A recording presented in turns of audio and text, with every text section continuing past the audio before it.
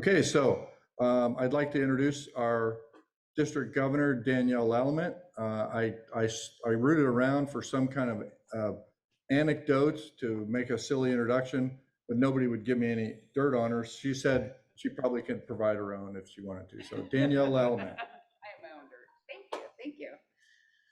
Ooh, I got this. Yeah, Lord. Yeah. Hopefully I don't completely mess it up. I'm sorry, Ron. No problem. There we go.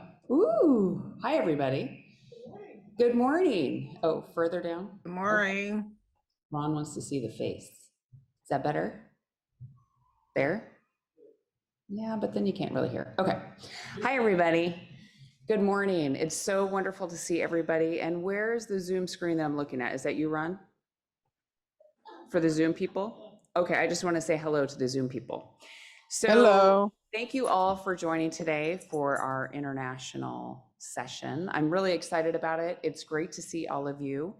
And what is tomorrow? Monday. International Polio Day. It's World Polio Day. And what is so exciting about World Polio Day?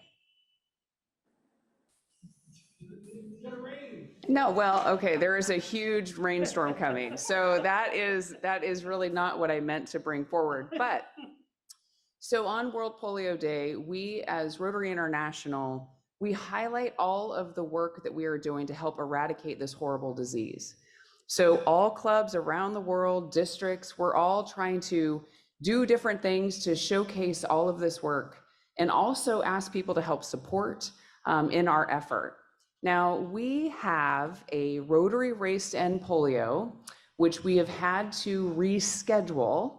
So if there are any of you who are planning to come tomorrow, there is a very large atmospheric stream, I guess is what we were told. They call it like the Pineapple Express or something. So either way, we thought this probably would not be the best for all of our participants. So we will change this to next Saturday. So if you were interested in doing the race tomorrow, we will have another opportunity on Saturday, October 30th. If you aren't able to join us, that's okay. There was an email that went out to everybody that you are able to get a refund, or you can also donate your ticket to our eradication efforts. So again, tomorrow, even though we're not doing our race, if you have photos of World Polio Day or anything about what you're doing for polio, if you could share them on Instagram or Facebook or on anything, and even maybe make a donation, we would love it. And I will give it back to you, Ron, and I hope to see you all soon. Thank you. Oh, my mask.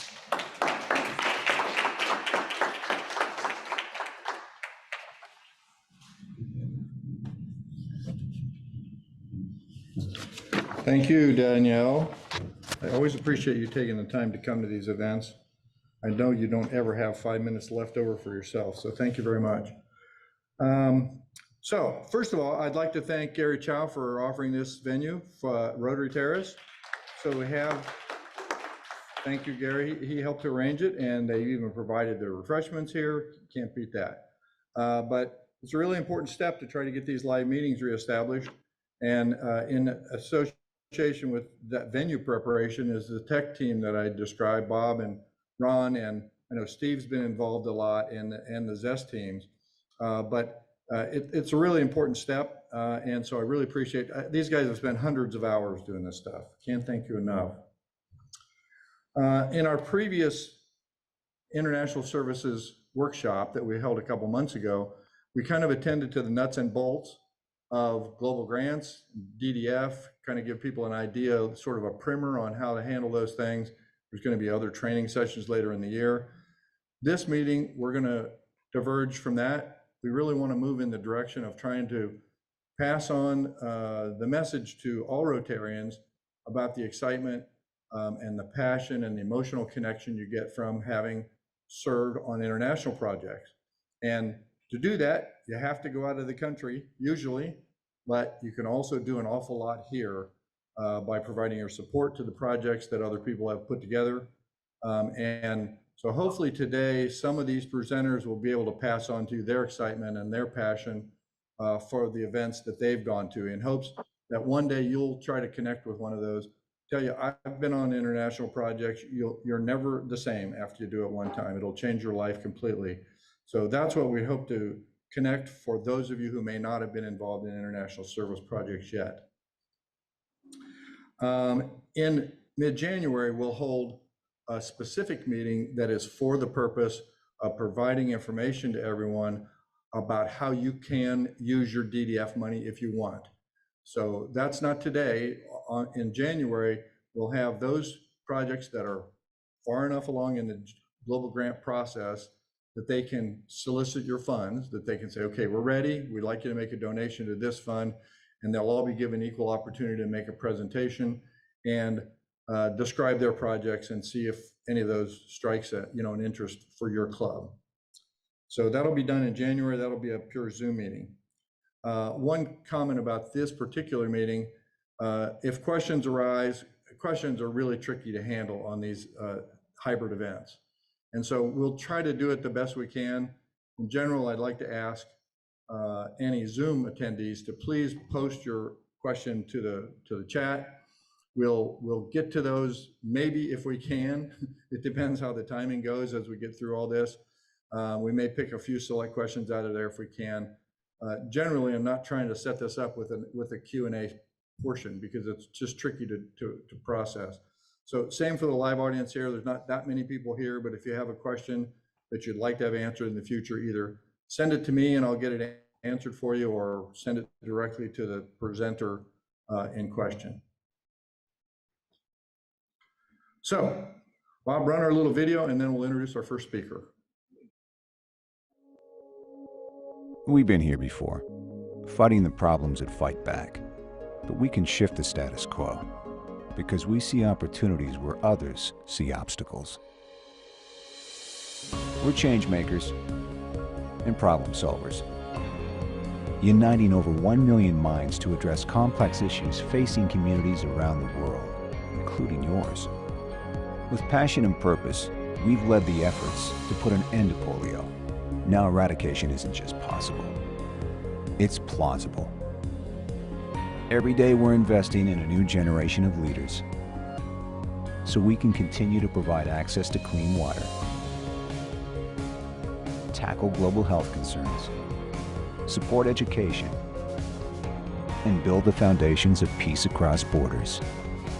We're working together as partners and professionals while making friendships that last a lifetime. We're Rotary, and there's no limit to what we can do.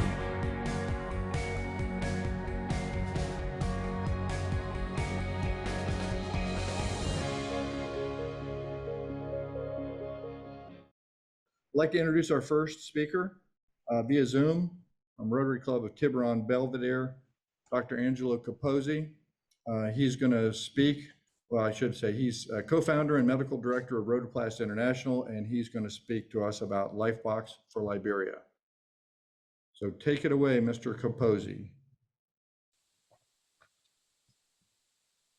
I'm kind of embarrassed with this thing. I'm here for the first time. And okay, the Tiburon Belvedere Rotary Club, we're working on our first global grant, and we're partnering with the Rotary Club of Monrovia in Liberia and Tiburon Belvedere Rotary Club. And we're trying to help St. Joseph's Catholic Hospital in Monrovia with the Lifebox program, which I'll explain as I go along. St. Joseph's Catholic Hospital is the oldest hospital in Liberia. And it was founded in 1963 by the Brothers of St. John of God. And it's a nonprofit hospital.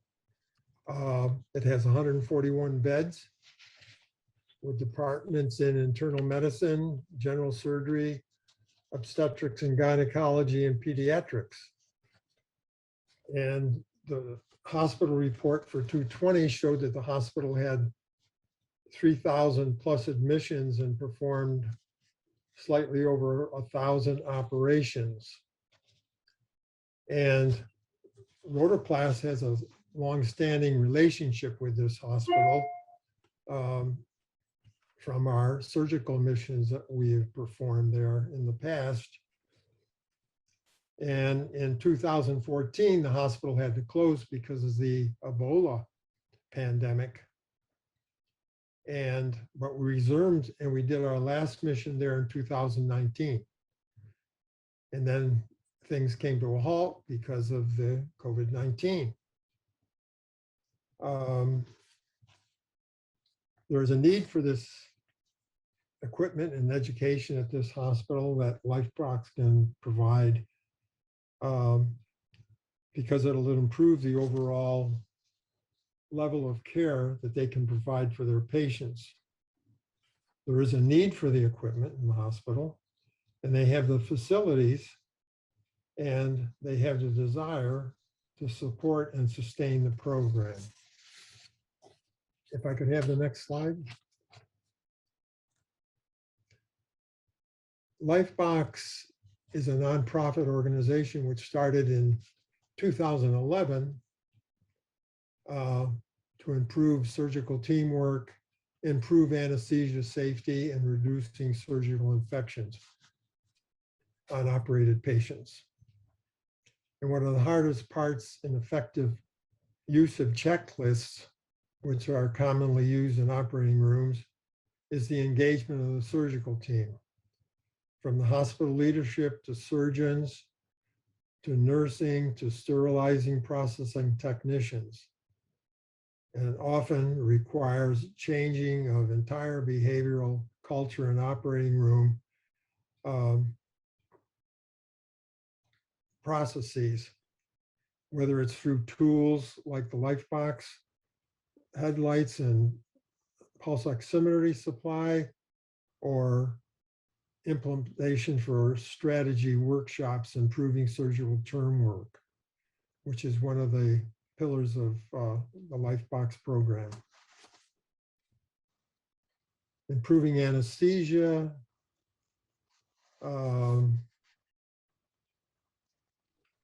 safer anesthesia work is to ensure surgical procedures do not take place without pulse oximetry, which is essentially the monitoring of oxygen levels in the blood during the surgical procedures.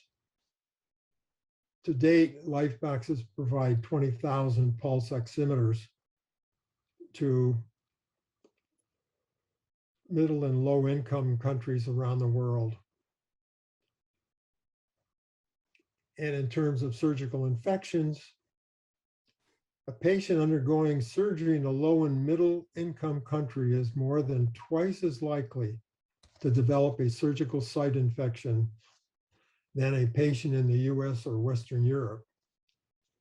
The rate of surgical site infections in these parts of the world stands at 5.6 per 100 surgical procedures, in comparison to 2.6 in the US and 2.9 in Europe. With complications from surgery representing a major global health change, reducing surgical safe infection sites through tools, training, and relationship building is key to the LifeBox program. Next slide. As stated, LifeBox is an international nonprofit program which provides education and equipment to hospitals. And they've done 192 workshops, helped train over 10,000 providers in 122 different countries. The next slide. And they do this by supplying the tools, the training, and partnering with these hospitals and promoting teamwork, improving anesthesia safety, and reducing surgical infection. The next slide. It's not enough to say that we're just doing surgery if it's not safe surgery with proper quality. Then we're doing nobody any good. Our focus and mission is to assure that when patients have that surgery, that it is safe and that it is effective. A quote from Dr. Atul Gawande, the Lifebox co-founder and chair, and Rhodoplast and the Rotary Club of Tiburon Belvedere agree with this assessment, and we were working with the Rotary Club of Monrovia to try to get this global grant together, which is a learning process. Next slide. So I thank you. Thank the Club of Tiburon Belvedere. Thanks you for allowing me to make this presentation. And hopefully we'll be able to move this global grant forward. And we will be present at the January international meeting. Thank you very much.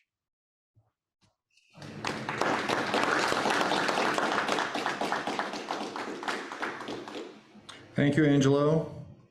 Appreciate that presentation. I haven't seen that one before. It's all new for me. Our next presenters, live from Rotary Terrace, from Rotary Club of Chinatown, Rhonda Pierce and AG Liz Mark. They're going to talk about their recent trips. I'm not sure which trips, so go ahead. Hi, everyone. Great to see you all in the Zoom land and live people here. My name is Liz Mark, and I am from the Rotary Club of San Francisco Chinatown. I am one of the current assistant governors, and I'd like to introduce Rhonda. I'm Rhonda Pierce, and I too am from the Chinatown Club. Liz has been my roommate on our trip last month, and I'm also the PE for next year.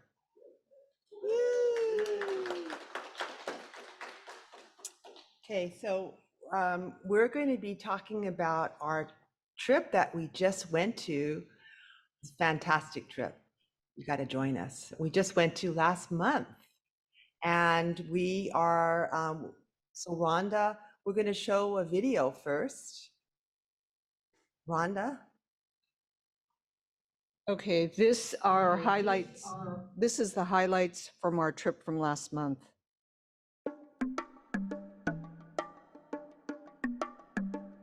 This past September, we traveled on an African expedition. We installed a clean, purified water plant. We distributed reading glasses and also distributed hygiene products to young girls. There were 32 volunteers from 9 different Rotary clubs and 3 different Rotary districts. We were greeted by members of the Rotary Club of Kampala, Nisambaya, Uganda. The expedition was led by John Kaufman of Global Water First.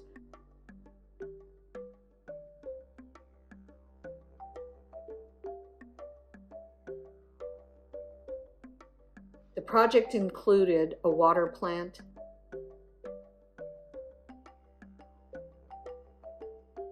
sanitation stations, and 20-liter jugs for distribution. We organized and ran 3 reading eyeglass clinics. Okay, all right, wonderful.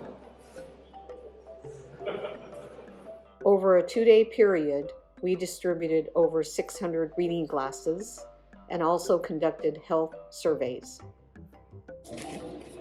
Oh, I can read now. Jesse and Sherilyn created a photo project by bringing portable printers and photo paper. Jesse took professional pictures of the local people and many children. The pictures were printed at the sites and given to these individuals.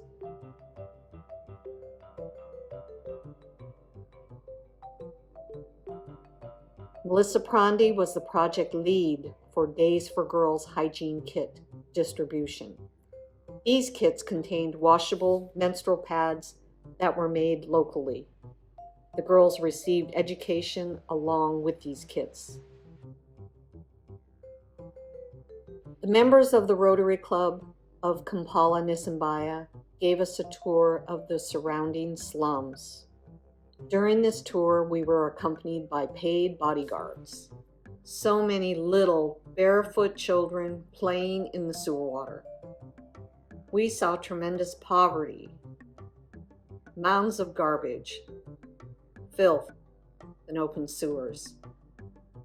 We met some families that were identified as extremely needy, like you see here, a single mom with 8 children, and distributed packaged food to her, enough to last her and her family for a week. A baby girl was found in the garbage the previous week. On the 6th day, our group traveled to the Masai Mara in Kenya.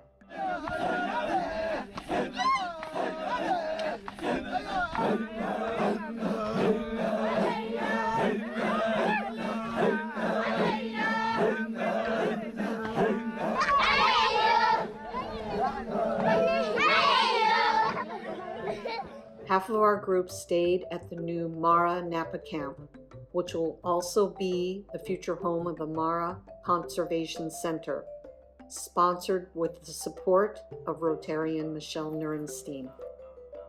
We enjoyed using the clean, purified water from the previous H2 Open Door water installation.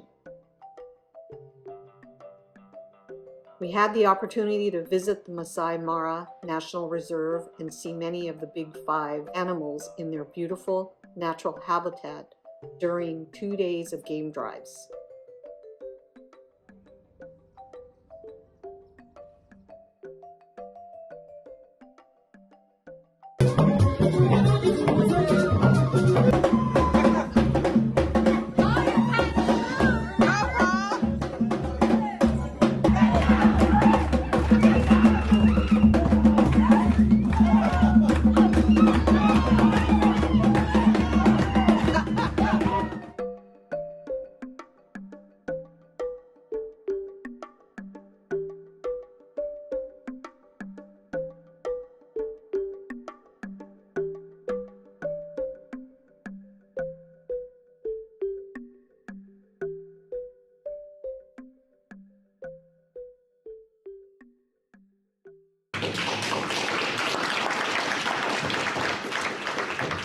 You know, there were so many impactful memories from this trip. To provide the clean drinking water from the amazing game drives and seeing the progress in the Mara from 2018 when I went previously, where I saw plans drawn on the ground with a stick, to our being the first guests to stay at the new Mara Napa camp, thanks to the philanthropy of Michelle Nurenstein and the vision of Prince, a Maasai citizen.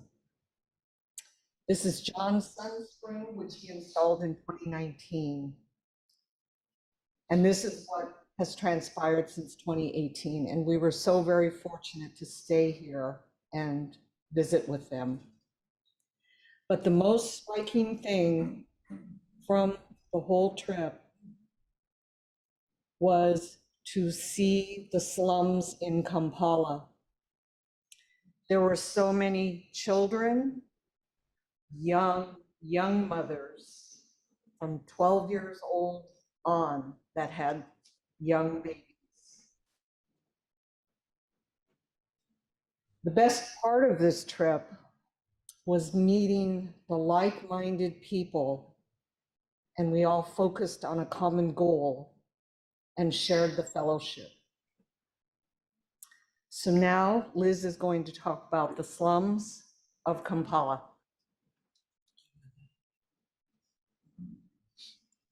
We're going to save questions for the end, okay? Okay. We're just getting geared up for the next video, and I want to just say a big thank you to our professional videographer, Ron Jin, who everybody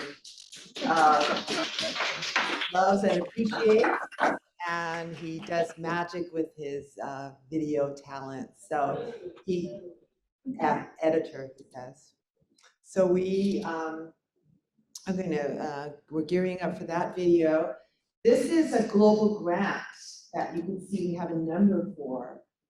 And we are really trying to get this funded in a timely manner. The global grant is going through an application process right now. So we hope it all goes smoothly, and we are looking for your DDF contribution. So I think we'll talk a little bit more about it. We're gonna gear up for the video now. Yep. And enjoy the video.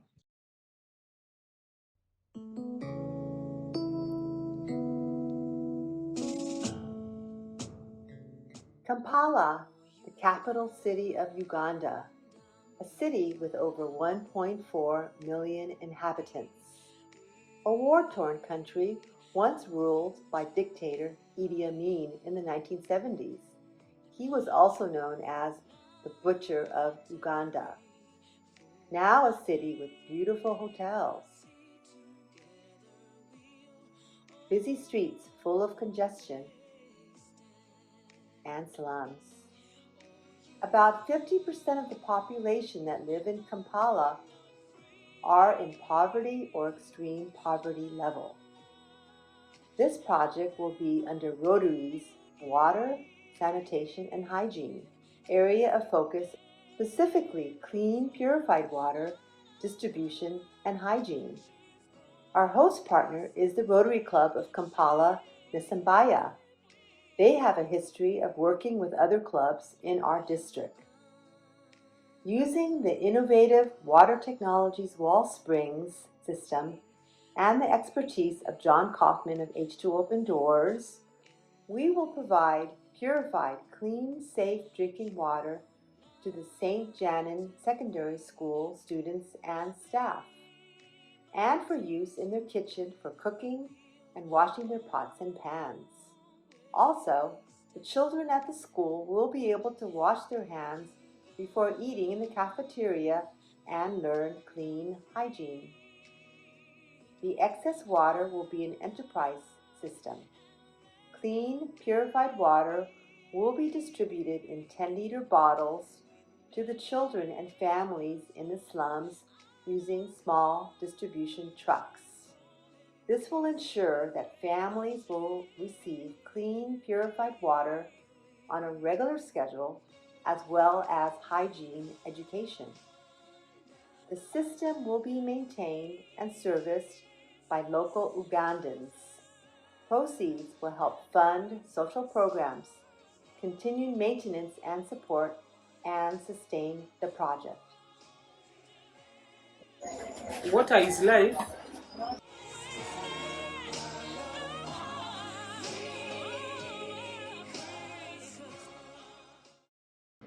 I hope you enjoyed the video. I thought it was very beautiful. So I just want to share just a few little tidbits. This was this was her 5th international mission trip. This was my 4th. So we obviously love traveling and doing volunteer work, as well as enjoying the tourism of the country. And as Ron Harness had mentioned, international travel is really like changes your life. And this has changed my life. You see a picture here of my daughter, Sherilyn. She went on this trip with us. And that was like the best thing ever for me personally. Here's a picture of Sherilyn and her fiance, Jesse. He was a photographer, and they did great, amazing work together. And we were fortunate to be all on this trip together. And I really want to share that, traveling internationally, really, this Rotary's vision statement really does resonate with you. If you were to go on this trip, together we see a world where people unite, take action to create lasting change across the globe, in our communities and in ourselves. And we certainly really felt that in our hearts when we went to Uganda. And again, like Rhonda said, the volunteers together, we bonded, we made such great friends, and it was wonderful. So we do, I know my time is running out, but Again, this is our global grant project that we are seeking your DDF funds for. These kids, these families that you see, extreme poverty level. And what I want to mention very briefly is that, you know, as a retired registered nurse of 40 years, clean water is like the basis of life. You know, we all should have that. And if you don't have clean water, you're susceptible to all sorts of waterborne diseases, which many of the children especially are suffering from. And definitely if you were having diarrhea and having medical issues, you're not going to be able to get ahead by education. So we saw this young girl, she really touched me, studying outside her home. There is no lights, obviously they have. And I want to just close by saying that I met this young man named Talent. He's local Rotarian. He went to this school, the school that we're going to be supporting. And we met these incredible young people full of promise. And if we give them clean water, there'll be many more people that could get out of the slums. So we do seek your support. We are handing out these flyers and these fair share forms, and we will also be available to come to your club to speak to you about this project. So thank you very much, and I don't know if we have time for questions or not. Probably not. Okay, are there any? Can I make one I know the comment? time is, we want to stay on track, but we have maybe Can I make one minute, one question? Can I make one quick comment? Yes. This Do we is have a John. microphone for her, or? Hang on, John wants to say something. Oh, John. And John Kaufman is on the Zoom call, and we're so grateful for him. I just want to make one comment.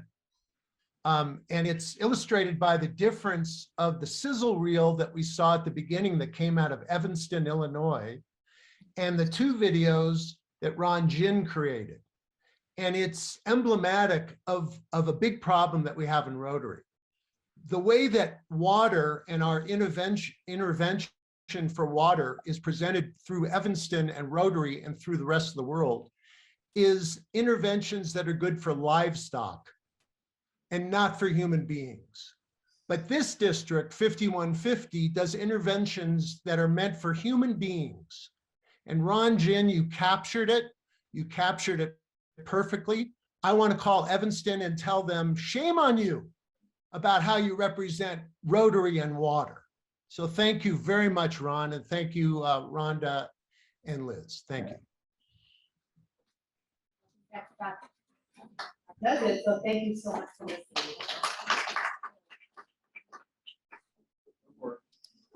I think we have one question from the audience.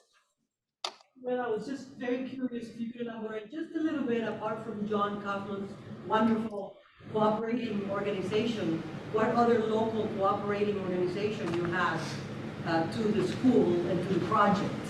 Oh, the members of the Kampala, the members of the Rotary Club of Nisambaya. They're our partners. They're on the ground with us. Their passion is their life of create a better lifestyle for many of these young people in the slums. And because of them, we all got driven to take care of and do what we can to help these people in Kampala. Thank you for the question. Thank you.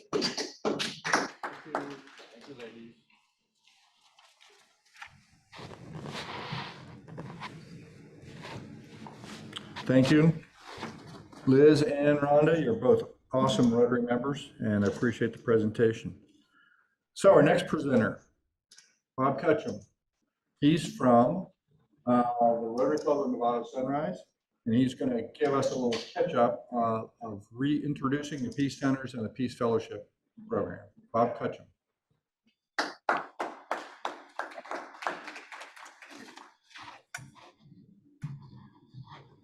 Not nearly as tall as Ron. Now you can hear me. Thank you very much, Ron.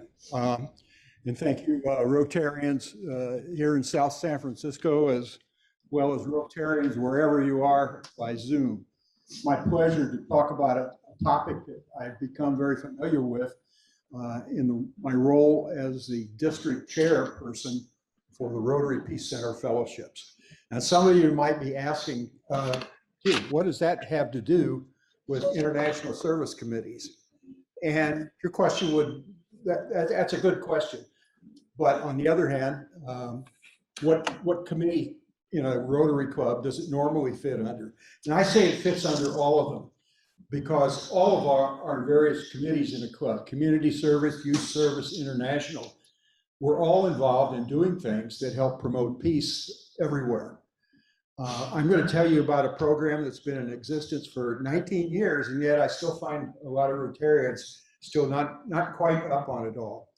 And I want you to do this understanding that every one of you here from various clubs have a great opportunity to participate in finding people out there who ought to be applying for Rotary Peace Center fellowships. Hope I got the right button here. Whoops. Which one do I push here? Or maybe why don't you push it for me? You want me to push it? Yeah. I'll push your buttons. Okay. You know, Rotary Foundation has, 8 areas of focus. And one of them is peace building and conflict resolution. It's been in that list for a long time. So this is a Rotary Foundation program. Now here's some good news for all clubs that might want to get involved with this. I've just enjoyed hearing about the water systems that you're installing. My club has done work in that area too. And generally that involves getting grant money somewhere. Well, good news. You help send someone to a Rotary Peace Center fellowship somewhere in the world. It's completely already funded. The Rotary Foundation is funding this. Your club, or you personally, if you want to donate money to the program, Foundation would be happy to accept it. But otherwise, I want you to understand that all the costs and expenses of sending people to these fellowships is already paid. Next slide. And this has been a foundation program since 2002. I don't know the exact number of people that have been through this, but I know Rotary Peace Center fellows can be found throughout the world. In fact, I'm meeting up with 2 of them in about 15 minutes at a coffee shop near here. Next one. Here's the purpose of this. To build a cadre of people trained in major universities in creating peace in the world areas where violence exists. A cadre of people. Are those people you, Rotarians? Well, no. Next one. Because these people, they're not going to work for Rotary when they go out to do peace missions. With university credentials that they will get from the fellowships, they then become hireable by various people, including nations, foundations, non-governmental organizations, the so-called NGOs, could be anything from International Red Cross, Doctors Without Borders. There's thousands of those. They're going to work for those and do it to build peace and resolve conflicts. Next, please. Now, here are the universities. You're not going to remember all these. But there's something yet coming that I'm going to explain that will provide a person in your club who can remember these for you. If the person wants to apply for a master's degree program, depending upon which school they want to apply to, it's going to be an 18 to 24-month program, and that's on site. Yeah, okay, I know we're into the area of Zoom and so forth, and consequently, for this year, the programs are being done by Zoom, but we'll be out of this conflict, this COVID thing eventually, and it'll be back to actually sending these people to these universities. There used to be a program at the University of California, Berkeley, back in 2002. For various reasons, that one ended. But the one that took its place is a joint venture in North Carolina between Duke and the University of North Carolina, 2 schools close together, very excellent program in peace building and conflict resolution. University of Pratt, I have one student, or one applicant in the last round that we had, and I should know in just a couple of weeks whether or not she was approved. She was applying for the University of Braddock. Braddock has one of the oldest peace building and conflict resolution curricula throughout the university world. And just so you know, for a fellow that would go there to study, they not only study at Braddock, they will spend time at places like the World Court in Hague. They'll also be taken to field sites in places like Africa and Near East and various places where conflicts are a huge problem. Uppsala University in Sweden, 800-year-old university. Queensland, Australia, International Christian University in Japan. One of the Peace Fellows I'll be meeting with for that coffee in a moment attended the ICU in Japan for hers. Now, you don't have to apply for a master's degree program, but say you're already working in the area of peace building, you need a tune-up, so to speak. You could apply for a professional certificate in peace building, and that's only a one-year program. Currently, we have two schools doing it, one in Bangkok with the slightly unpronounceable name of Chulalongkorn University. The other, and it's completing its first year now in Kampala, Uganda, very place that you showed a picture of a moment ago, Makerere University. And thanks to a very generous donation that was made by someone, it's my understanding that we'll be adding an additional university soon, and that is the American University in Cairo. Now, all of these schools have a memorandum of understanding with Rotary so that we can control, we keep these programs. They're the very best that you're going to find anywhere in the world if this is what you want to train someone in to get their degree in. Next slide, please. So is this a program for your club's International Service Committee or for its Community Service Committee? Now, one of the reasons I asked that, the person that I'm meeting, the first person I mentioned, he's a teacher. He got his peace building experience in San Francisco. And in fact, when he completes his degree and gets his peace certificate, he intends to use that in San Francisco. It's not, in that sense, it's not an international type project. That's why I started out saying that this really doesn't completely fit the mold of projects as club members might think of them. It doesn't really matter to me which way it's going to be, just as long as we are able to get people trained and get them out in places where they are needed. This teacher, by the way, has an unusual background because for the last 8 or 9 years, he's been teaching essentially incarcerated high school students in San Francisco, Juvenile Detention Center, or has a new name now, but essentially that's it. So let's go on, next slide, please. So how can your club's International Service Committee assist the Rotary Foundation in making this thing work? Well, actually your overall club could, number one, nominate a Peace Center Fellowship leader for your club. And if you don't have a go-to person within your own club, the chances are that the things that I relate to you today, excuse me, they're going to get kind of lost in the shuffle. People who need to hear these perhaps won't. Excuse me, may I have a drink of water? So we will train them. I will train them. Number two, include the Peace Center program in your club's regular training. Thank you.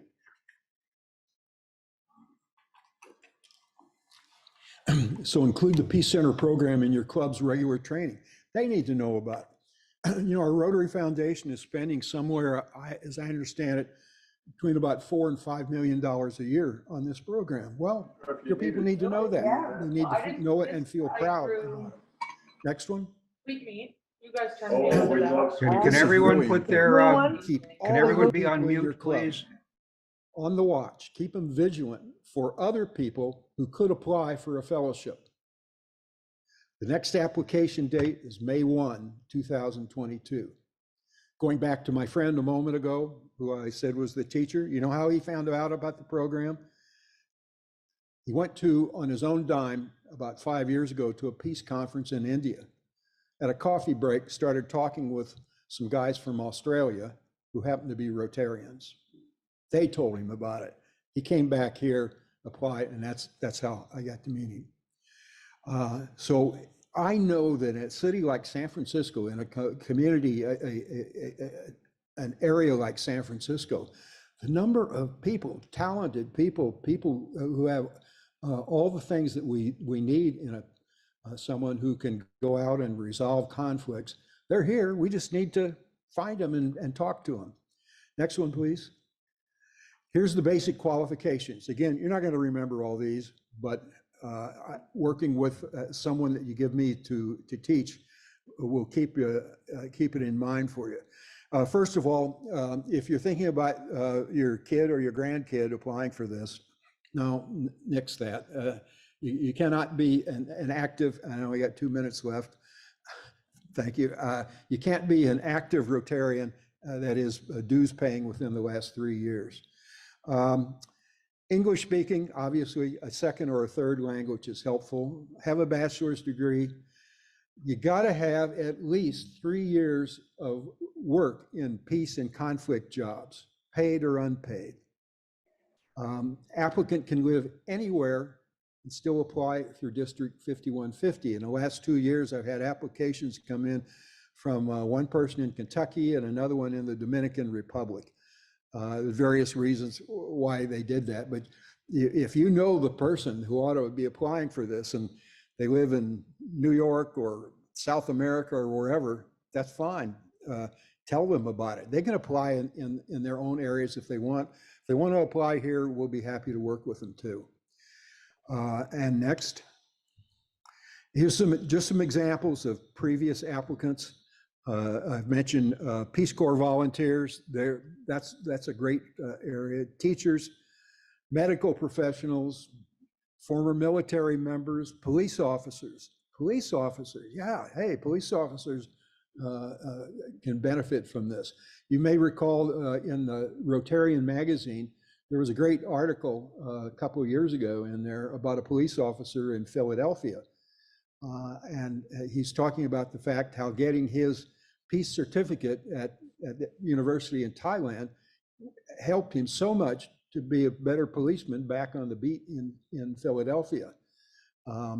We have policemen who are friends of yours. You may know, gosh, I don't know how many policemen in various cities and so forth. If they're the right person for this job, if they've got the qualifications, they'll certainly be considered. Government employees, church workers, architects and engineers. One of the people we approved last year I say locally we approved, his application went in and I'm still waiting to hear back on it. He's an architect in Berkeley, a landscape architect who specializes in peace parks. Will he get it? I don't know. My time's up, folks. Thank you very much for allowing me to talk to you today. And there's my name, my number. I'll be happy to talk to you or to give a talk to your club. Thank you.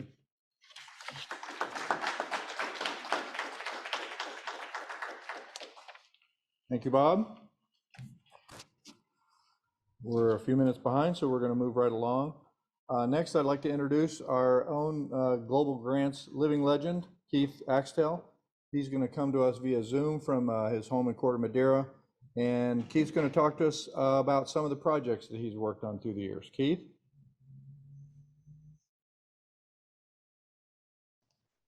Thank you, Ron.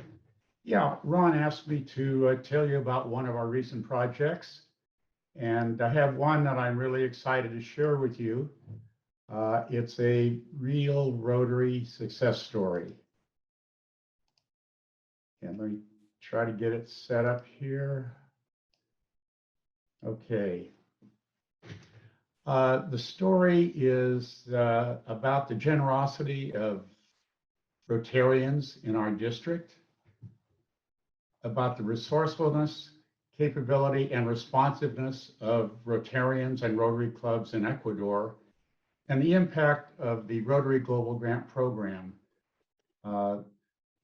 based on the values and the receptiveness and the timeliness of their response. Now, I want to talk about our clubs project, the Marin Evening Rotary Clubs project, with help from many other clubs to provide assistance in Ecuador to their COVID-19 problems.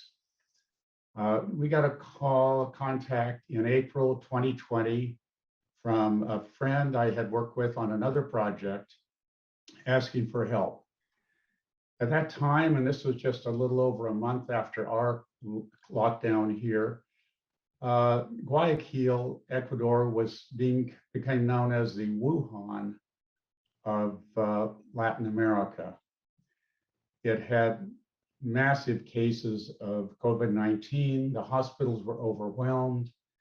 We read in the newspaper about bodies on the street. Javier Sanchez contacted me and asked if we would provide some DDF for a project they were trying to put together to provide masks and PPE for doctors, because they were losing many of their medical personnel for lack of proper PPE, proper equipment. They were hoping for a $30,000 global grant to provide masks and protective suits for doctors in the Guayaquil area and maybe a couple of hospitals in the surrounding area. We checked out availability. Normally, this kind of thing would not be eligible for a global grant, but the Rotary Foundation had made an exception because of COVID-19 and put high priority on COVID-19 response global grants. In fact, they put these ahead of any other processing for global grant applications. So we were very fortunate. We agreed to sponsor on April 28th. We started fundraising and preparing the application, and were able to complete fundraising and submit the application on June 9th. Obviously, a high state of emergency in this situation with so many people being lost.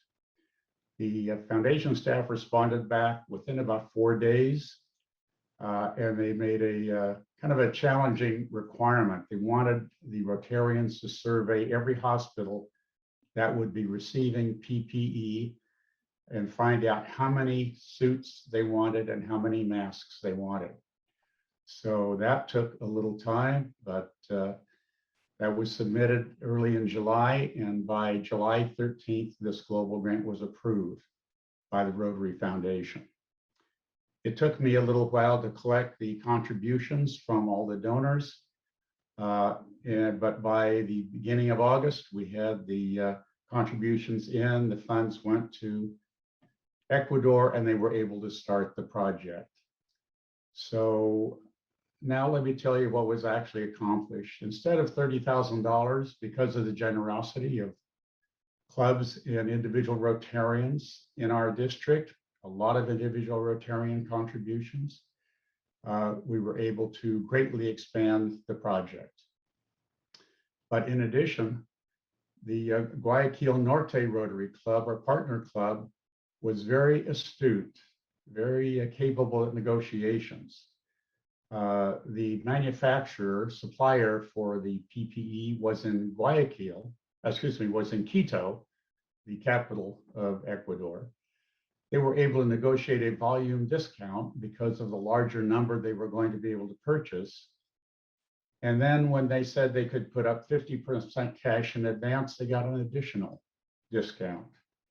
So instead of 20,000 masks, we were able to purchase 172,000 masks and almost 5,000 protective uniforms. These were enough to provide PPE for hundreds and hundreds of doctors and nurses. In fact, we were able to expand the program and also provide PPE to other hospital personnel that were exposed to the virus, but were not particularly doctors and nurses, other administrative personnel. So what was a project focused on Guayaquil, their largest city, became a project serving the entire country of Ecuador. The Guayaquil Norte Club called on other Rotary clubs, and they got assistance from 17 clubs throughout Ecuador and 2 Rotaract clubs to contact their local hospitals, find out what PPE they needed, and then actually distribute the PPE when it was available.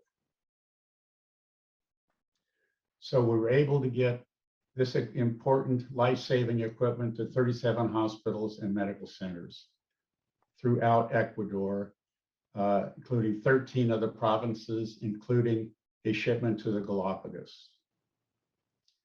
In total, 250 Rotary volunteers in Ecuador participated in this enormous effort.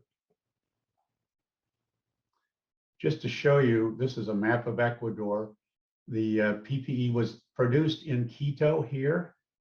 Rotary clubs in the Central Highlands through this area picked up the boxes and distributed them to the various Rotary clubs in the Highlands.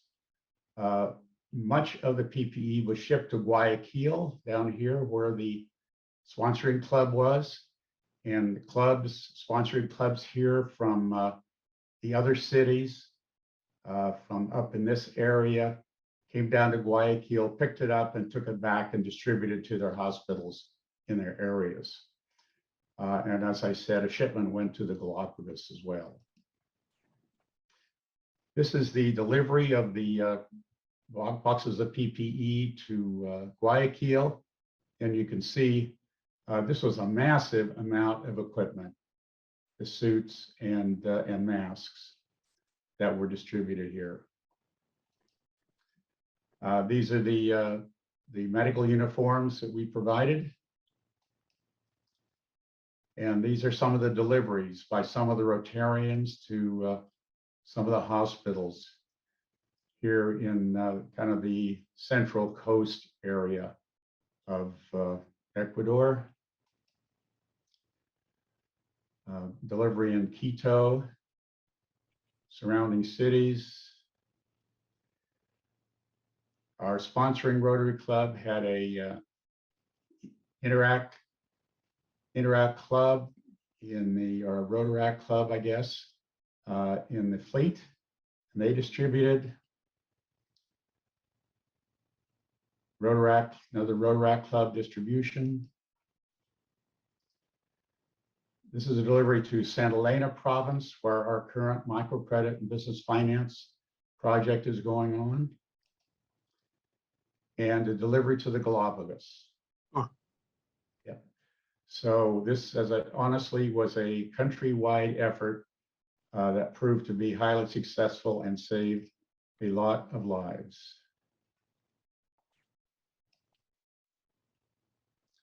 With each delivery went a list indicating how much was being provided and a list of the donors from our district, the clubs in our district that were supporting the project.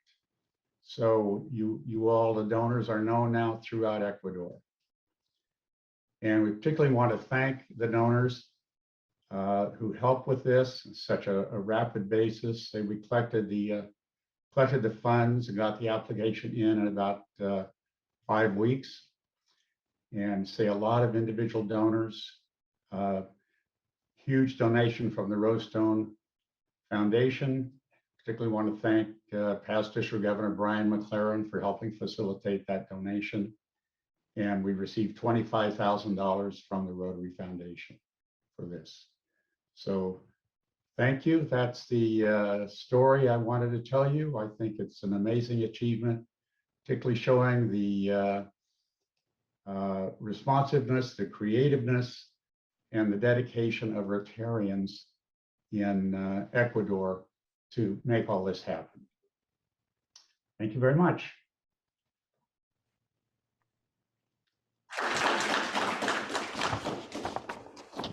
Thank you, Keith. Great story. Our next speaker from the Rotary Club of Mill Valley, Bob Roberts. He's going to come to us via Zoom, and he's going to give us an update on the greenhouse projects in the Peru Andes. Bob Roberts. My name is Rita, and in a way, maybe this is my second year with Rotary, and I will be working actually on the global grants for the clubs. So I'm a new enrollee, and I am from Peru.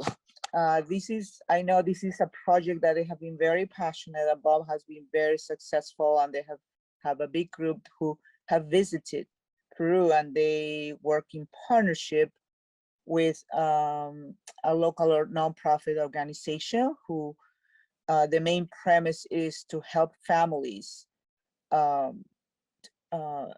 to be self-reliant, and at the same time draw on their old ancient customs to maybe the Incas work on what they call trueque, which is trading, right? Trading goods among themselves. So when they do practice on that, they build their greenhouses on their own with the help Cusimayo facilitates, but there is a process in which each family has to apply, and they also have to do their own work to produce the materials. And let's see, it is an agrarian enterprise, and it also taps on nutrition. The children, the area that they go into, that's Joaquin from Cusimayo, and the other person, it's a very known representative from the Rotary, one of the Rotaries from Lima. They do build, they made their own mud bricks with the straw and local mud. After they manufacture a certain amount of bricks, then they qualify, then we will help provide some of the materials for the roofing, and then they will build the greenhouses. That's how they work. It's a family event, and sometimes it's a community event, because these are, I should say that this is an area that is really what they call altiplano, so it's usually around 5,000 meters, and it's very far away from big cities. And you can see there that they work, it's a community event. The whole family helps. They build the greenhouse, and then we provide the side materials. And in this area, there is a high bad nutrition on children. Nutrition is a big issue. Why? Because at this altitude, green products do not grow. You know, it's gonna be just potatoes and the cheese, or so they have to go down to the local communities and buy that. By providing the greenhouses, we're not only helping them to be self-reliant, and on the economic part, you know, the money wise, they don't have to spend the money that sometimes they don't have, so it's not a priority. That's why the children, sometimes the nutrition is very low, and it was a problem in the schools. And that's how this whole thing started. They're trying to put together, you know, help the families to be self-reliant so they can provide a nutritious diet, not only for them, but for their children as well, so they can perform in the schools. And at the same time, with the excess, they can't either participate in the local trueque, or at the same time to take it to the markets to sell for their own you know, betterment, or to be better for their families financially. The majority of the grants are that they are driving are women, and they are by culture, women are very involved on the fields. You know, they not only take care of the children too, but of the cattle, there's a lot of llamas in that area. There is sheep, and you can see that it's a family event. And the harvesting, the temperatures at 5,000 meters are very low. You see, they are growing there, they consume, they exchange with other families, and then they can take it to the other markets so they can help their sustainability. That is a picture, I believe Cusimayo is the local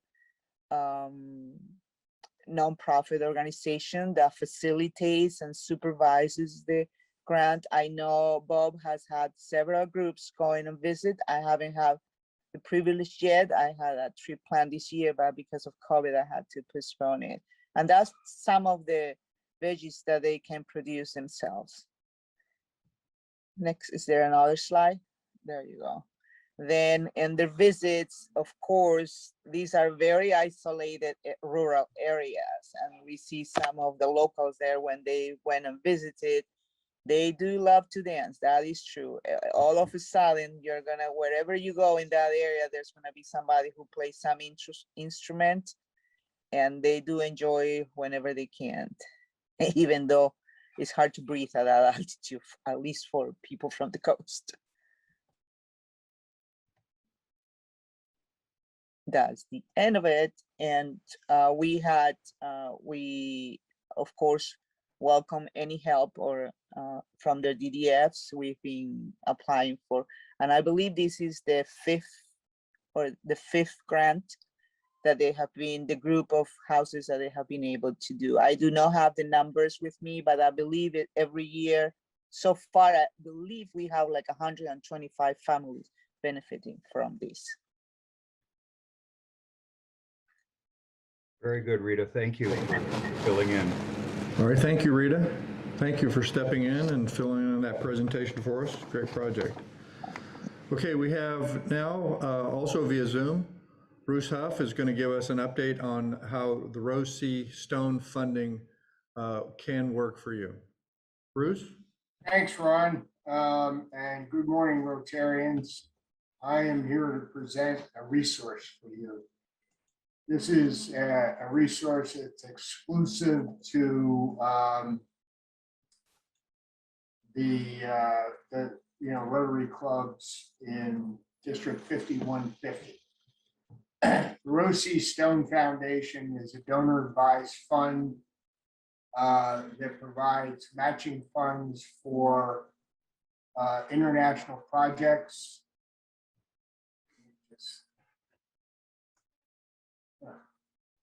Oh, sorry, hold on.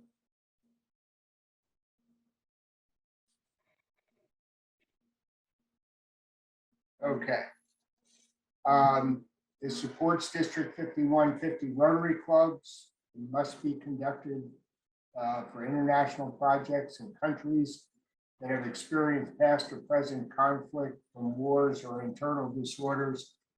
This is a very broad category. For instance, the entire sub-Saharan area of Africa does qualify. There are many, many countries in the world that qualify.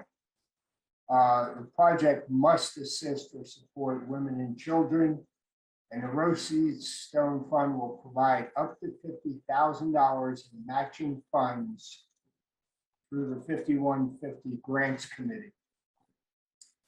There are 3 different ways in which Rotary clubs can avail themselves of this resource.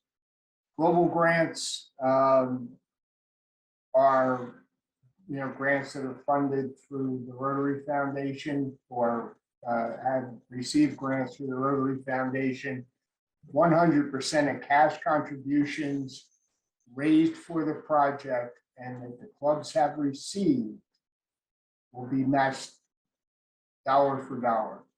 And then 50% of DDF committed to the project by District 5150 clubs. So if you receive DDF from a club outside of 5150, will not qualify. The district grants are non-global grant activities of international projects. The Rose C. Stone Foundation will contribute 100% of the total amount of DDF to be requested in the district grant application, again from 5150 clubs. Then there's club projects without grant funds, 100% of the total amount of cash that 5150s contribute to the project. The note simply says on the last two that the funds are available at 5150 clubs with their own club foundations or access to a foundation that is willing to receive and transfer funds to the project club. We have received applications in the past where there's a matching grant from an organization outside of Rotary, which has not been funded. Those do not qualify. The cash in the Rotary Club has to be funded. Excuse me. This is a project that the Rotary Club of Sausalito, of which I'm a member and my son's a member, that we did in the Kruger area of South Africa with the Hood, where our partner was the Hoodsprig, Rotary Club. We funded the testing equipment, ultrasound equipment for a women's clinic in what's called Hokamela. It was a 5-year project. Our club raised $15,000. We applied for a global grant, got a number. Then we applied to Rose Stone Foundation for matching grants, which brought it to $30,000, which is the minimum amount required by RI for a global grant. All told, we still at the end of a 5-year project that turned that $50,000 into $15,000 into $60,000. My son and I serve as the initial point of contact for the Rose Stone Foundation. You simply need to contact us. We can provide you with the appropriate application. We do the initial screening, and then we pass the application on to the grants committee for their consideration, and they pass it to the donor advisor for the fund. And that ends my presentation. If you have any questions, be more than happy to answer them. So if you have some questions for Bruce, please put them in the chat. I'll make sure that I get them to him and get the answers back to whoever the questioner is. Thanks a lot, Bruce. Thank you. So we're going to take our break now. It's going to be shortened a few minutes, but we'll start back up at 10:30. Thank you.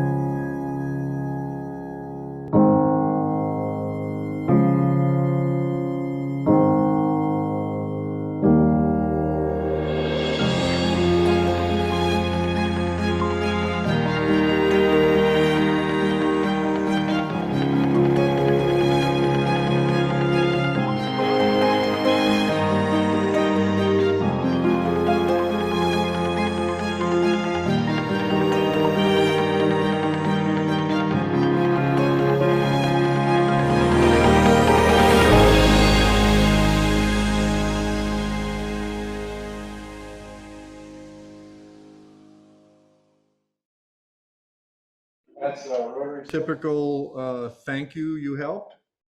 I guess we've all seen plenty of those, but we really do appreciate all of the donations everybody makes. It's the only way it works. And all this stuff is because of you guys. So welcome back from the break. We're going to have 5 more presentations. They're going to go very quickly. We'll be done at 11:30. And I'm going to start with checking to see whether Rosemary Azem is with us. So anyway, I love hearing about all these wonderful projects that Rotary does. And it makes one feel, a Rotarian feel very, very grateful for Rotary. I know in my 31 years of Rotary, I've always felt, so thankful that we have an organization like Rotary to do so many wonderful things. But I would like to tell you all about a great way to participate in an international project that, thank heavens, does not involve a global or a district grant, which is a lot of work and can be very, very challenging. As you people know, as we see, global and district grants are great, but they are, like I said, a lot of work. Our district, however, is very fortunate to have a cadre of Rotarians who are great resources to help guide us through the grant procedures. However, we have an answer, an alternative to doing a global grant project, and it can be just as rewarding in a smaller way. And this is a club-to-club participation project. And I know many clubs, especially the smaller clubs, are always looking for a project they can own. And many times this does not work out for them, especially if the club is not able to raise the initial funds. But 3 years ago, I attended a project fair in Belize. And by the way, I just want to tell you that project fairs are the one place to go if you're looking for a project. And I know Holly's going to cover that in a few minutes. But project fairs, not only can you find great projects, but you can make lasting contacts and great Rotary friends. I try to attend a fair each Rotary year. Sometimes it is not just to look for a project, but it is like friendship reunion. I see people at project fairs that I made friends with maybe 10 years ago. So it's a great reunion for us. At this particular fair in Belize, I met some Rotarians from a relatively small community in Curacao, Belize. Most were female expats who had settled in Curacao and were very active in their community through their Rotary Club. They were looking for partners to work with them on a scholastic project, providing equipment for schools in their district, mainly new computers. I brought this back to our club, and it was decided to explore this possibility. However, after a couple of months, Curacao decided to forego the computer project because they did not have all of the elements to meet the parameters needed to do the grant. However, they now had another project that was in need of funding and asked for our help. This new project was to help provide scholarships for students wanting to enter high school. Since the government of Belize only pays for a child's education through the 8th grade, it is up to the student's family to foot the bill for the rest through high school. And this is $500 per year. However, since Belize is a poor country, many of the families cannot come up with the tuition money, along with paying for their books and other items. And many families have more than one child, adding to the cost. And if they have a female child, guess who gets behind in this one? The poor female child. The money goes to the male. The Curacao Rotary has had this project as sole proprietor for a few years. They were able to fund scholarships because of a trust given to their Rotary Club by a past member. However, after several years, the trust ran out of money. Nevertheless, the club wanted to continue on with the project. So it was up to members of the Curacao Rotary to provide funds for the scholarship. It obviously cut the project practically in half, and they needed help in financing this program in order to expand the number of participants. So enter San Mateo Rotary. The cost for 1 year, each child, $500. Curacao would pay $250 and San Mateo $250.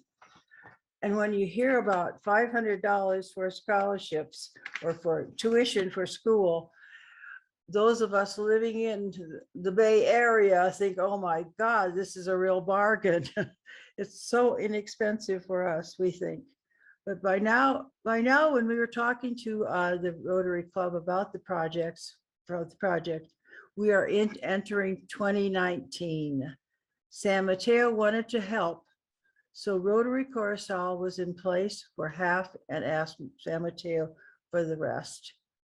At that particular time, we had finished our very large project in Guatemala. As I said, this was a global grant for over $150,000. Hopefully, we will be able to present that project in January. It was a good time to search for something. Since we had already done this large project, it was a good time for us to search for something not as involved or expensive. We began promoting the project in the spring and reached out to other clubs and to our club members and opened a GoFundMe account. And with money from our club, we managed in a few months to provide $11,000.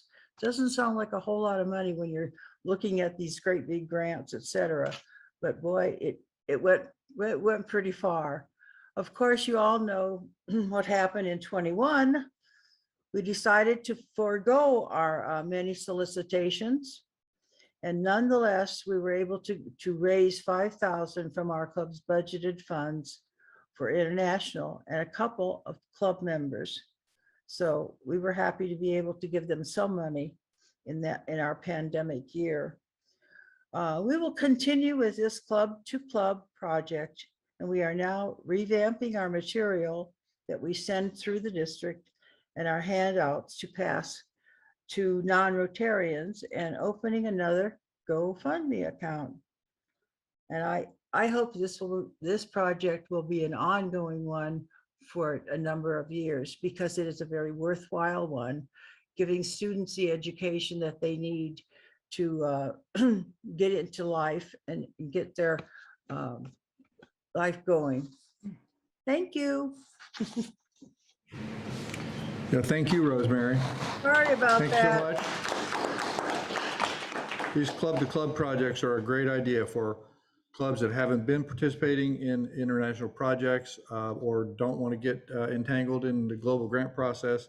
So we'll be bringing you more information about other successful club-to-club projects that we know of via email and some other updates. We'll give you some more of those. So our next presenter is from the Rotary Club of Tiburon Sunset, Marilyn Nemzer. She started the, Marilyn Nemzer. She started the International Book Exchange. I think a lot of people know about this book exchange and think about it maybe more a little bit on community service project, but Marilyn's going to explain to us how we can become involved internationally through her book exchange. Marilyn Nemzer. Hi, can everybody see me or see my screen? Hello? Yes, we can. Yes. Are we good? Okay. So first I want to introduce myself and my colleague. Bill Ring is from the Rotary Club of Sausalito, and he works with our international shipment. So even though everything we do is not international, I thought this part of the program would be really appropriate today. And I also want to thank you, Rosemary. She gave us a great introduction because the book exchange offers to Rotary clubs international projects that can be anything. They can be big projects or little projects. They can be club to club projects or very, very tiny, as you'll see. I'm first going to just run through the first half of my slides really quickly to give you an idea of who we are, and then I'll get to the nitty-gritty of the international part of our work. So our home is in Terra Linda, and we have a room set up for local children, but we also have 2 shipping containers full of books ready to go.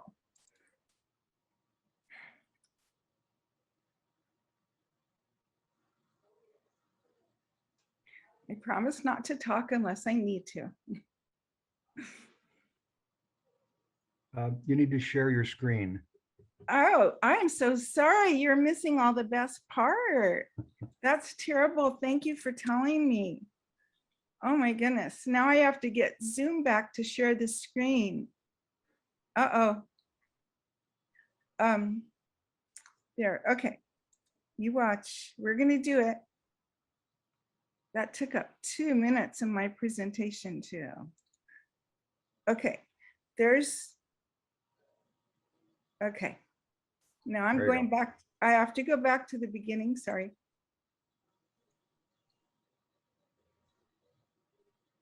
Okay. Okay, are we good now? Yes. Okay, so I'll go quickly here. Bill Ring is from this Rotary Club of Sausalito. This is our home in Terra Linda, where we serve local children and have our 2 big shipping containers ready to go next door. Okay. Now, if you cover the pictures, I don't know if the pictures are covering the text. Our main mission is that we get gently used books to kids. A lot of them are new. A lot of them overseas.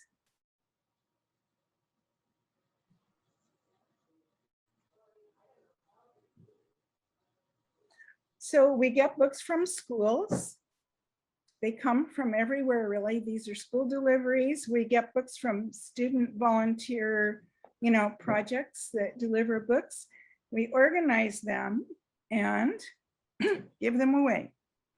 We give them to teachers. We give them to families that are low income, children of all ages.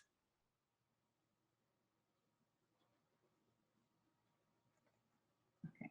And we give them to local students through field trips sponsored by Rotary. This is one of our buses, and I'll just quickly run through some field trip programs.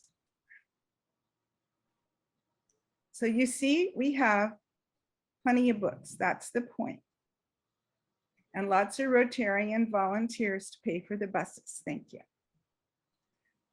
Okay, but for 35 years that we've existed, we've had international programs, and those black dots total over 45, and they each represent at least a container of books sent to the country on which you see the black dot. It's been an amazing ride. Our first project in 1989 was to Nigeria. Since then, we've sent books pretty much everywhere. This is Kenya. And as you can see from the brief subtitles, all these are projects done by different Rotary clubs in the Bay Area. This is Tiburon Sunset Packing Books. San Francisco #2 had a water well project in Kenya and decided to add books to it. San Bruno Club sent books to Tonga. I think one of the members had a connection there from the old days. Never know where it's going to come from. One of our elementary school 5th grade classes wanted to send books to Liwa Conservancy in East Africa, and they did. They were very happy.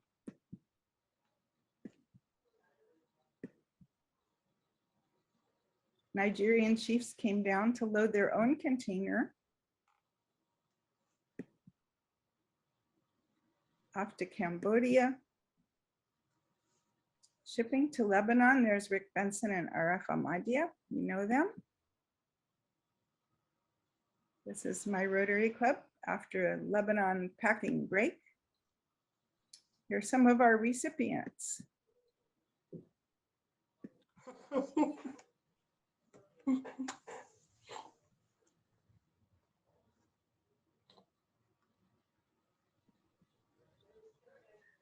So there are lots and lots of ways that your club can be part of our international projects to help promote literacy. Zoom is kind of weird because if it's working, the presenter neither hears nor sees the audience. Can everybody hear and see? Somebody, one Yes. person say Yes, yes. we can. Thank you. Okay. If you just have one member who has a faraway connection, or your club has a faraway connection, there's a way maybe to add books to whatever you're doing. If you already have a project overseas, you might want to round out your contribution to the villages by sending books. Maybe you know somebody working in Haiti. All we need is a country that speaks English. Most of our books are in English. We do have some in Spanish, but not enough for a whole shipment. Keep in mind, if you do want to do an international literacy project, or you want to include books in your project, that places closer than Africa are a lot less expensive, as Bill will tell you. He's going to fill you in on a special project. A wonderful one is if you or a friend has traveled to a faraway place and connected with somebody, you might have just met a teacher who works in an orphanage in Tanzania. You can organize your own project to send books, or if you know in advance, you can just take a suitcase of books with you when you go. It's that easy, and it's an international project for your club. You also can participate financially in a large shipment that we're already planning. It can help a lot, and your club becomes a sponsor of a big project. It's really that easy. And the easiest one of all that we love is you can have a book drive for children's books. Have a book drive and bring us a box of books or 2 boxes of books that we can include in our next overseas shipment. You're participating in an international project for Rotary. All of our projects don't have to have a Rotary seal of approval on them, but my club sponsors all of them enough so that we can call them all Rotary projects. So I want to thank you and turn this over to Bill again, who not only will run you through one of our projects to make it a little more real, that's my timer, but Bill, I think you'll agree that we heard a call for possible computer things. Bill's also very active in the Golden Gate Computer Society, and he's managed to get computers and network stations on almost all of our shipments in the last 15 years, and maybe he can help you. So I would like Bill to take the last part of this, and then we can answer questions. Bill? Okay, can you hear me? Yeah, can you? You might need to switch your screen now. I'll turn my screen share off. Okay. And then we can do that, right? We can. Okay, you can start talking while I figure out how to turn my screen share off, I think. Yeah. It's up at the top.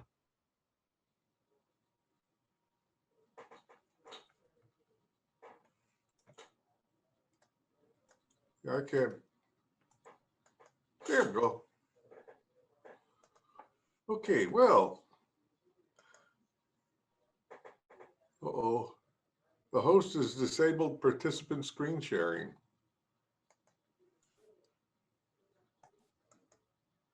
Sorry, I didn't see you on the list. You can now share your screen. Okay. That was my fault. I'm sorry. Okay. Okay, share. Okay, now we gotta do this. So, what I'd like to tell you about is how we do our projects, and use an illustration from the project that's got me started, 4 Fiji projects. The devil's in the details, and I'm going to try to get you some details. The first thing is, how do the projects start? Well, most requests come from the internet. This is Vanny. She was from Fiji, and she thought that her school back in Fiji really needed more books. So she called us up, and we got started. Otherwise, you could come from a Rotary Club or American Rotarian visiting a project fair. There are many ways.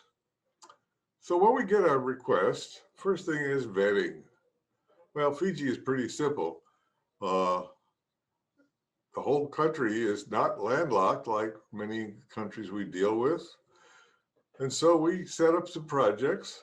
In the lower right-hand corner there is a little oval showing where most of our projects were. The main town in that part of the world is Suva, and it was the Suva East Rotary Club we were working with. But in addition, we also went out to the island there, and that was a responsibility of the club itself.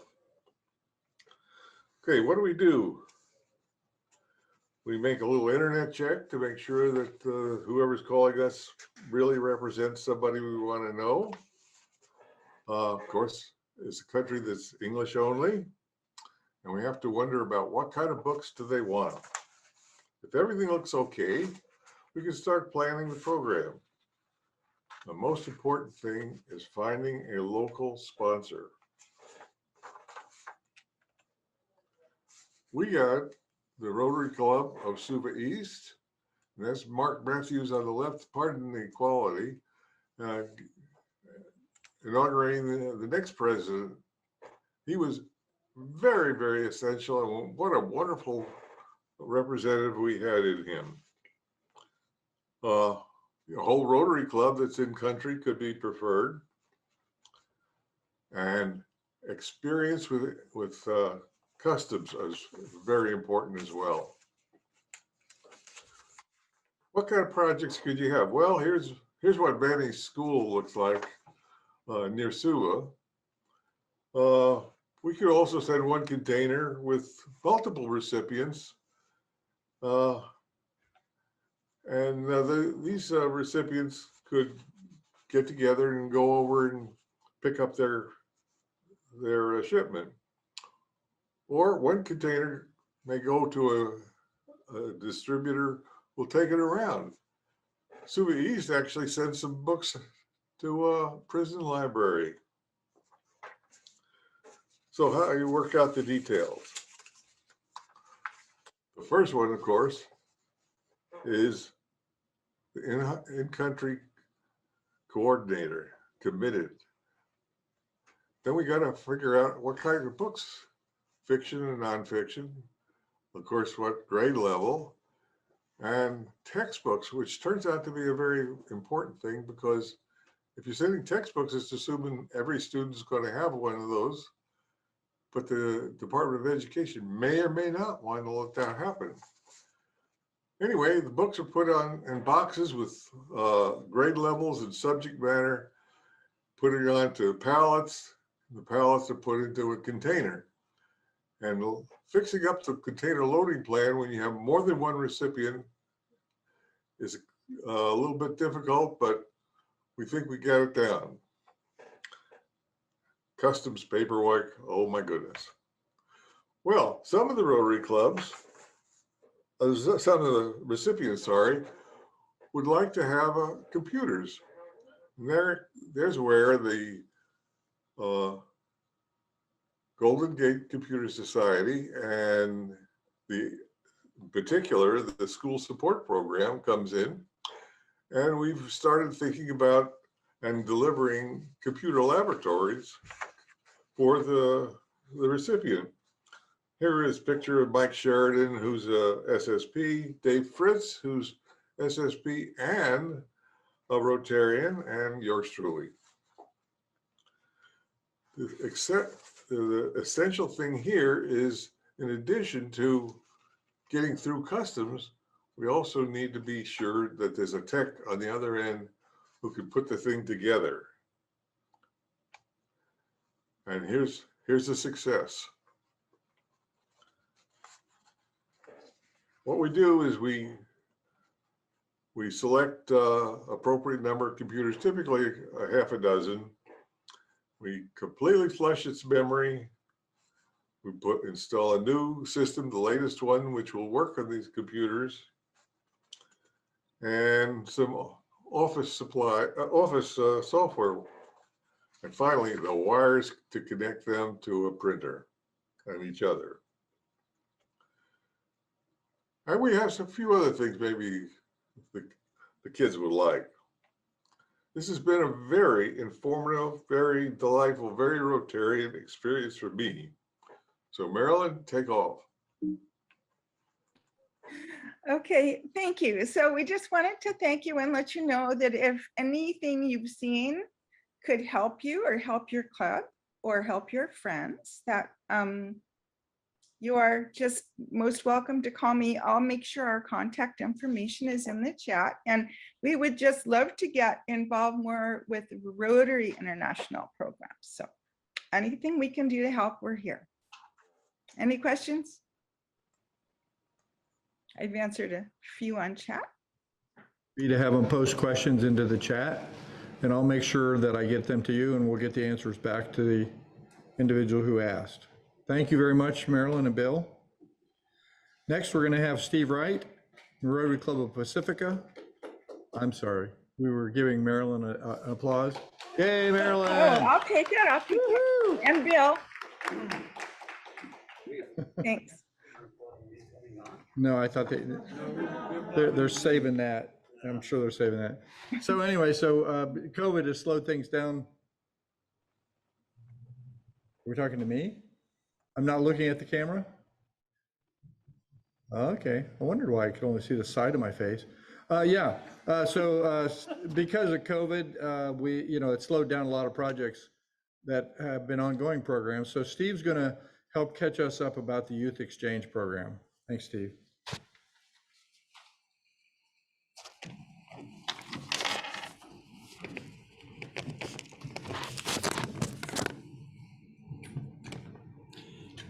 Very briefly, for those that are here in person, you have in front of you a Polio Plus Society forum to join. And if you join today, I'm going to give you a wristband and I'm going to give you a membership pin. Also, if you join tomorrow, I will give you the same wristband and the same membership pin. You also have in front of you the blood drive flyers we have for the 3 blood drives that are coming up. And for the folks that are zooming in, please check out the blood drives on our RotaryD5150.org and now into Rotary Youth Exchange. Not surprisingly, Rotary Youth Exchange has slowed down a bit. It has been suspended until June of 2022, and we're hoping to get alive again at that point. Now, I read this quote just a few days ago in the Rotarian magazine, and I thought it was a great one because it's so accurate about everything that we are doing in Rotary. We are in the business of creating good news. Creating, to me, is the operative term, and good news, because we always see the bad news, that's easy. We are creating good news. So I decided to do something very unique today.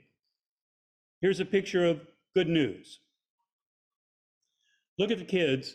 If you look at all of the pins on their blazers, every kid that goes on to Youth Exchange has the opportunity to get his or her blazer, and they load them up with all the pins.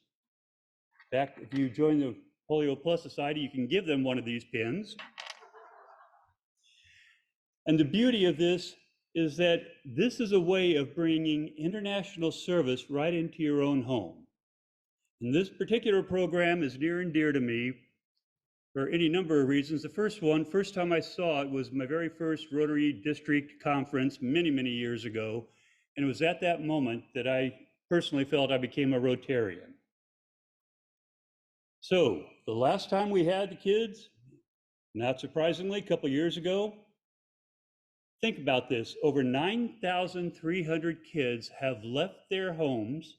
They have to be between the ages of 15 and 19, 15 and a half and 19, and all sorts of details on that. But think of the age of these kids. They're leaving these homes, most of them for a school year in a foreign country where, contrary to public opinion, they don't always speak the language of the schools that they're going to, the countries they are coming to. Difference between long-term and short-term. Long-term, as you saw, is about 2/3 of the programs. Short terms can be just a few days to 3 months.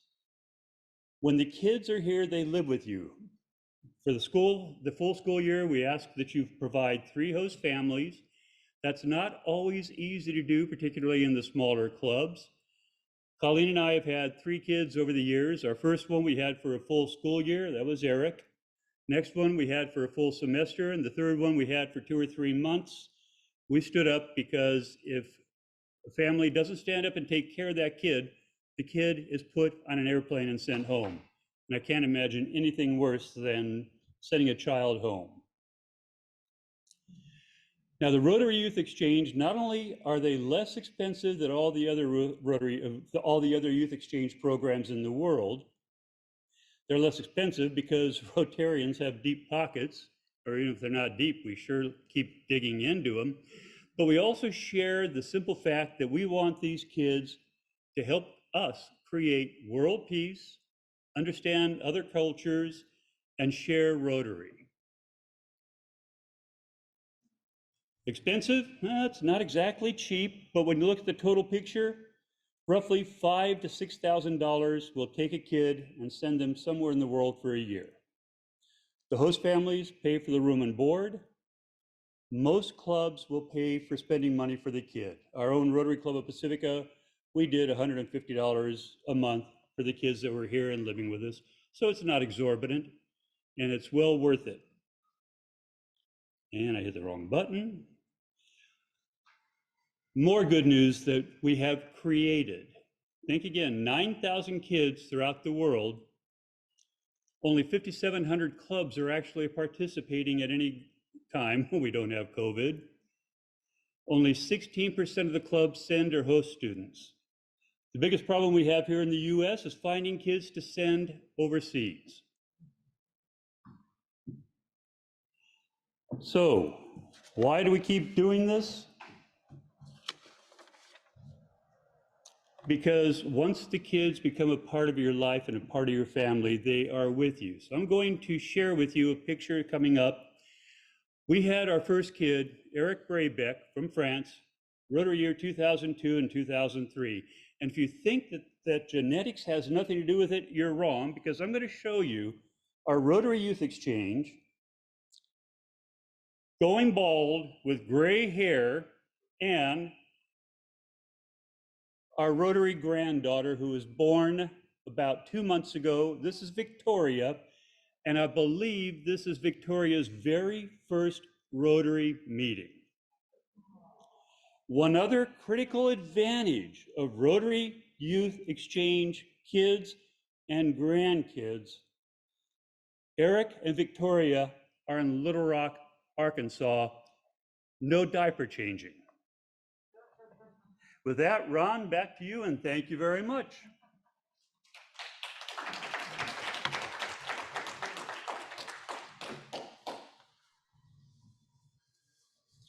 Thank you, Steve. That was an adequate amount of applause. Think? I don't know about the diaper changing. I'm not sure I know what that means, but you can explain it to me after the meeting here. So, microphone. Can we hear me?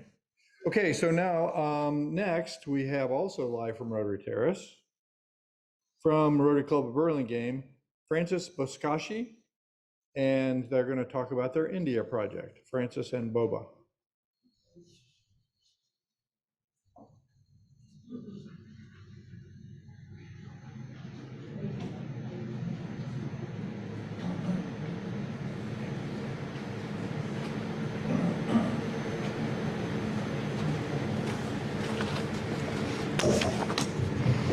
Okay, I'm doing well. Thank you, Ron.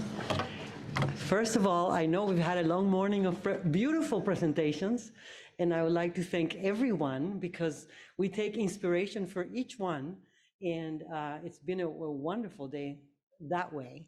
We were lucky enough to be able to present our Burlingame On Tour digital classroom project on October 4th. So many of you that are here in person and many of you who are on Zoom probably already know about it. But just want to reiterate that we have a global grant number, 223-2179.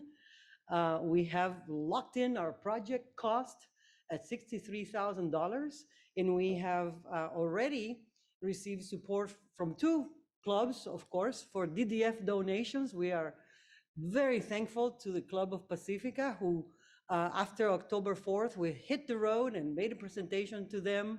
And we've got their DDF donations and the form is signed and everything. Thank you very much, Pacifica. Thank you, district. The district does such a fantastic job with these meetings. So much work that goes into it. I want to say thank you, Ron, for saying passion, traveling internationally, collaboration, learning is all part of this process. I was born in Managua, Nicaragua. I was directly exposed to the extreme poverty that exists in the world. And when I got to Burlingame Rotary in search for good news, thank you, Steve. Rotary is the club of good news. I learned how much the club of Burlingame spends energies and time and donations, monies and scholarships. We are in a world of supporting basic education and literacy in Burlingame. And I supported those local efforts, which I think are extremely great. Yet my heart was with international. And so I always participated. Rosemary Azam mentioned, yes, it gives great gratification to still participate by giving our DDF to smaller clubs, to other bigger clubs. Keith Axtell's projects in Ecuador, Pacifica projects in Guatemala, Peru, we've supported. It's been a great journey for me to learn about all the projects that district clubs participate in. And to give our DDF, I've had a great experience presenting to the Burlingame board saying, let's give the DDF to them. And now the tables are turned. And why? I'm going to introduce to you one of the three great reasons. One of them is that we have a member in our club, Baba Venkatadri, who is a fantastic philanthropist and has been involved for 7 years. And I'll give you highlights of our PowerPoint presentation, but I'll let him tell you from his heart what is driving us. And so when the club, our host club in India found out about this project, they soon jumped onto it. And if it wasn't, the second thing is Zoom technology. Technology has been fantastic. We've been meeting with the India Club every other week. We've met the president, the international chair, other people. We've met the cooperating organizations, and it's been tremendous. And the last thing is that the Club of Burlingame says, let's use the leverage of Rotary International. Let's get those people to look at our project and to support us, and let's get some matching. So that's why we're here. I will go through the PowerPoint right after Baba says a few words. And he is born and raised in Ungutur, India. He's a very successful venture capital individual, and he is extremely generous. And he's here to tell us about the high school that he attended and why we should support the digital classrooms that we are going to be sponsoring with Rotary. Thank you, Francis. First of all, Ron, thank you for inviting us. And Steve, Francis, Bob Dorr have been extremely helpful. I just want to talk about 5 simple things. First and foremost, I became a Rotarian in the summer of 2020. And it has been a life-changing in a lot of ways for me as I sit back and look at what's my purpose in life going forward. And I grew up in a rural community in India with no running water, no electricity. And my father is a farmer who didn't finish high school, but he knew the value of education. And he suggested to me during one of my 2 trips to the nearest town for movies a year. Okay, I get 2 trips a year for 2 movies, okay, a year. And then he stopped by Loyola, and then there was something about service and, education, invest in self-reliance, as I read her t-shirt, invest in self-reliance. So I was motivated by that, and and came here. And U.S. is truly a dreamland, the land of opportunities, and we've been blessed. And now what we're trying to do is maybe I found my purpose in life, and I have been overwhelmed by the kindness, generosity, and thoughtful help that I've seen among our fellow Rotarians. I think for that, I am a better human being today than the summer of 2020. Okay, I thank each of you for that. So, what is the problem?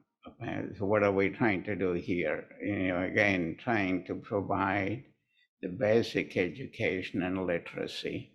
In the school I went to, when we were going in 50s and 60s, there were no private schools because there was no transportation for villagers to go to the cities.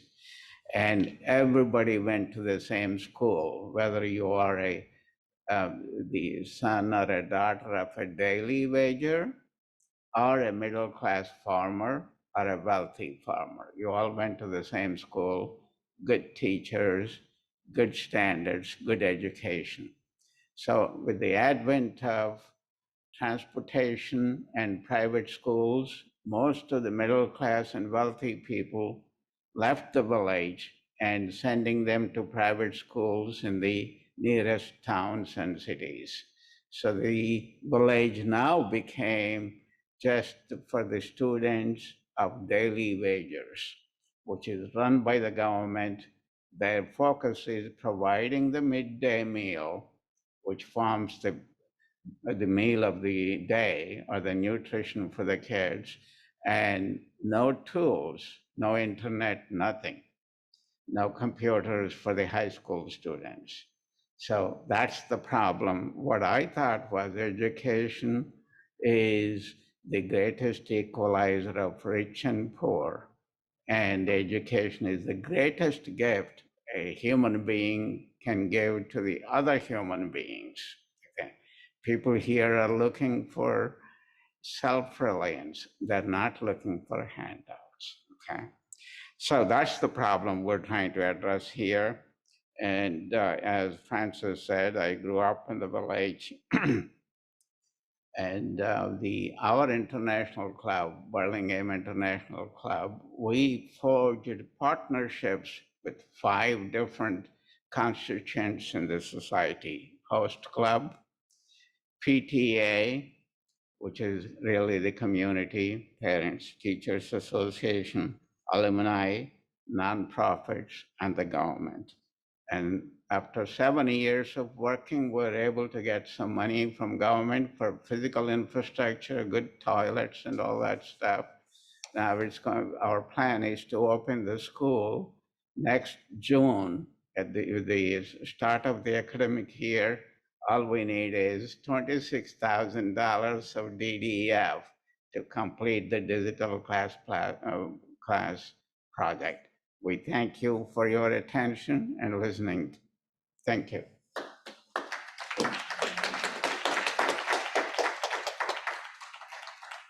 Thank you very much, Baba. For all of you, I just want to, he did this last time, but where is the school? It is in the southeast part of India, in the Andhra Pradesh area. Andhra Pradesh is called Ungutur. The school has about 300 students. It was built in 1946 or so. Half of the students are female girls and getting a high school education, and they come for about 8 villages. What you're seeing on the screen is the vision that we have. A brand new school built from the ground up, and it has everything that students need to look forward and come to school more often, learn as much as they can, and use that to improve theirs and their families' lives. And what you see is school that will have water, bathrooms, facilities for sports. And what we want to do with Rotary is the digital classrooms, which is going to bring it to the 21st century, the education. There are going to be 10 classrooms outfitted with screens, computers, sound equipment, internet access, 10 classrooms with all this equipment. This is another beauty of what we see. $63,000, $26,000 in DDF will outfit this high school for 300 students to have the computer classrooms. And I was happy to see that some of the Rotarians in Tiburon are sending computers abroad, but in this case, we're going to set up the computers. That's okay, here we go. The support team, let's talk about the support team real briefly. The government support, the Burlingame, the district, BABA, the local Rotary support is super important. Naveen and the club in Vijayawada is one of the oldest clubs in India. And they have done many, many global grants, and they're extremely excited to be part of this with Burlingame. Then there's a local service organization called KEATS. They have been working in India to improve schools' infrastructure and to improve schools' conditions. KEATS is a tremendous partner that works with the community of the Parents Association, the students, other nonprofits, to make this sustainable, to gain excitement, to keep the computers, to keep the education. The headmaster has been extremely involved at the school, at the Zilla Parishad High School. The headmaster has been a key player. And then we have a local academic partner, WikiKids, which has been tremendous in helping us with the community assessment, finding out the statistics as to how many kids actually own a phone or have been at a desktop or a laptop. And WikiKids is going to work with Rotary over there and with KEATS to create a digital classroom with interactive e-content, learning environment of STEM labs, innovation labs, and to have continuous development programs. Next slide, please. So the goals and the objectives of this project are to transform and enable and sustain the Zilla Parishad High School, Ongotur schools, digital teaching capacity. Which schools in the world now don't learn by computers? If you have a brand new school, but you don't have a digital teaching capacity, are you really giving your students the best chance that you can? Not really. And that's what we believe here in Burlingame. So the next slide, please. And the project status, where are we? We have a global grant number. We are working through the application, like for Kampala. We are together working with the Rotary Club of Vijayawada. They are putting in the part of the sustainability, and they are doing about half of the application with us. And then we're also working and discussing the implementation with the partner that does implementation, which is going to be WikiKids. The school will be completely built in early January, and we expect to have the computer learning environment also in the first quarter of 2022. Next slide, please. I cannot say enough as to how much we cared about the community assessment.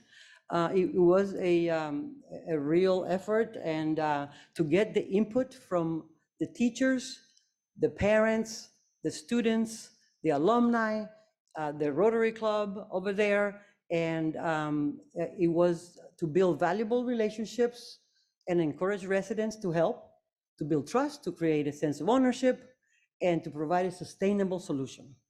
So that has been quite an effort for the part of all of us. And now we're very proud to have moved to the next, which is going to be to present our cause to all the clubs in the district and to get the final approval from the foundation. And the next one, please. Same idea. So next, please. That's it. It's the end of the day. And we thank you very much for your attention and for letting us speak twice at these events. We're extremely grateful.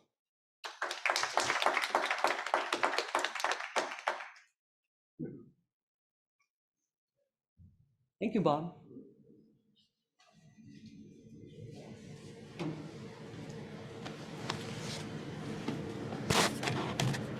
Okay, great.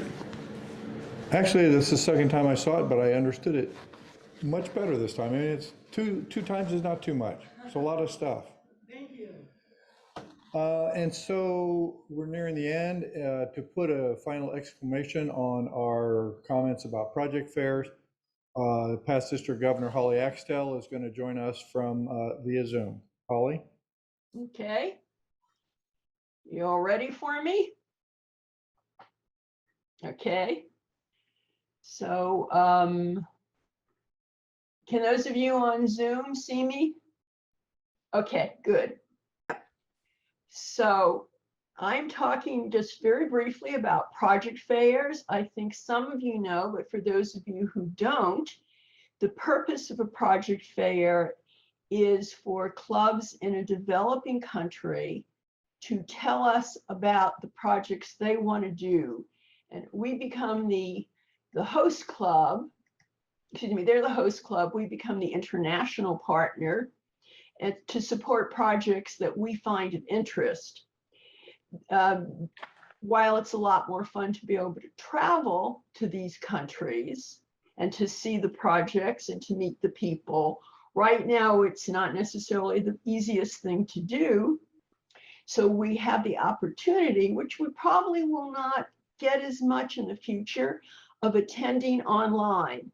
So while you don't get to be there, you also don't have to pay for a plane ticket, you don't have to pay for a hotel room or get jet lag.